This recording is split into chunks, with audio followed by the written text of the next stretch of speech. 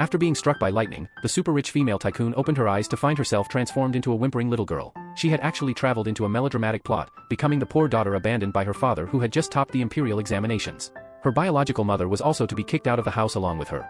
The little girl touched her small frame but felt no panic at all. She carried a spiritual spring space with her, the ultimate cheat after time travel. Before leaving, she secretly collected all the valuable items in the house into the space, leaving only moldy things behind. Her mother was originally a young lady from a prominent family. Her dowry included manors and farmland.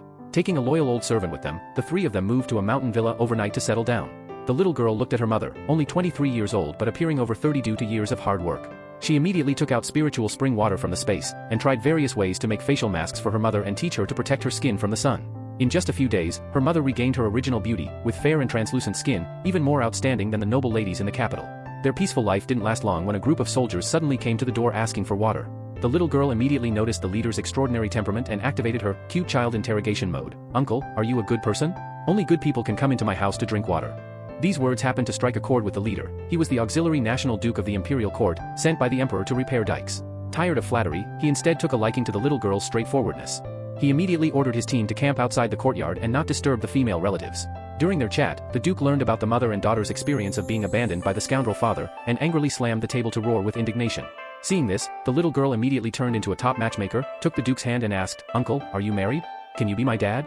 Her mother's face turned bright red with embarrassment and she hastily apologized, but the duke smiled more gently and even stayed to eat with the little girl. The little girl took the opportunity to assist. When she saw the duke's tattered cloak, she immediately pushed her mother to mend it. When the atmosphere between the two became awkward, she pulled the duke to ask all kinds of questions, reporting all her mother's good qualities in detail. Meanwhile, the Chen family was still dreaming of making a fortune from rising grain prices. On the night of the heavy rain, thunder rumbled. The little girl pretended to be scared and hid in her mother's arms. The duke specially guarded outside the courtyard, and rushed over to comfort them as soon as he heard the commotion. Looking at the man guarding them in the rainy night, warmth surged in the mother's heart.